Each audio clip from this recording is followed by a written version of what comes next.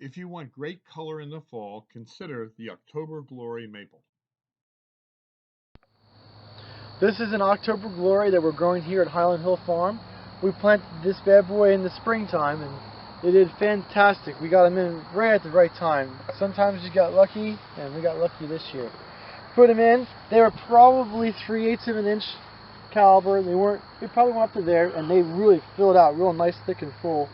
We have our irrigation going on through, so if we want to turn on the irrigation, we get water onto them. We put fertilizer on them twice, once when we planted them and once in the middle of the summer when we had some real good rain. And we had a good shoot in the early spring come out.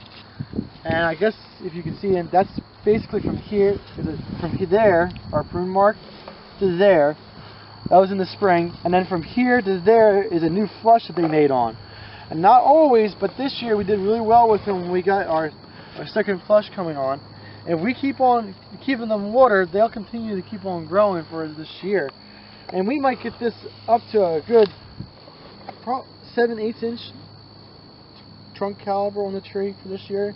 And we'll be doing really well. If we do that in the fall, we'll probably come on through and do another trimming on this. If they don't grow anymore, we probably just let them go. But if they do continue to grow, we will trim them. But we'll wait till the leaves fall off and we can see the branch structure a little better before we make our determination on when and how much we're actually going to cut off. Some of them we will have to do, and a good example, I saw them when I was driving down here, but if we see anything like this guy over here with this coming up on the bottom, we'll definitely have to trim that off. And what do you call that? Well, the water spout? That's not really.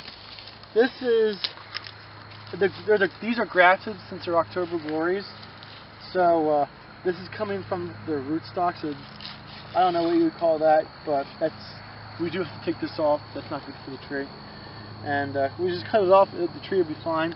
Some of these lower branches we may limb up, but you don't have to. I guess you don't have to. But next year, at the end of the year, we'll definitely limb them up, probably to about chest to shoulder height, and that'll be the final spot where we'll trim them. We won't trim the branches up any more than that.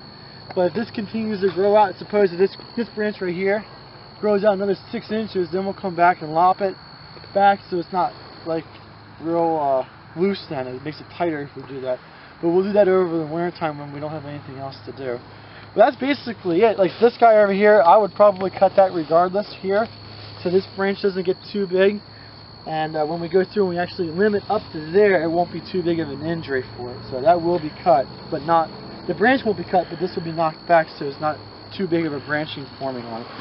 You can see this guy over here is kind of the same thing where I'm worried of. It's a real heavy branch going into it, so we'll probably knock that back so this doesn't grow as thick and as full.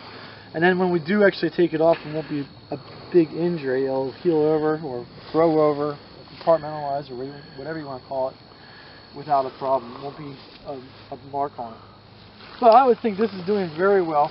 Something like this tree here we'll have to work on a little bit. You can see there's no definite trunk to it at this point, so over the winter time we'll have to figure out how we're going to either cut some branches out or tape it back up so there's one that's definitely strong, but that's something we'll have to work on. That's another thing that's making a single trunk to the tree. That's always nice to have.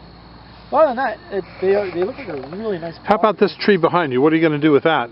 Well, that one looks like one of the tapes broke off of it. That probably from a windstorm. We had some windstorms come through here with no rain. So that'll get taped back up? Yeah, that'll be taped back up. That's something we have to do. There's one of them over there that the stake broke off. We'll have to put another stake in. So. All right, well, thank you very much, Mike. And this is Mike's red maple field here on Ferry Road at Highland Hill Farm. And you can reach Michael at 267-446-2376. And he'll answer any questions you have. Or the best of my ability. All right, thank you very much, Mike. Thank you.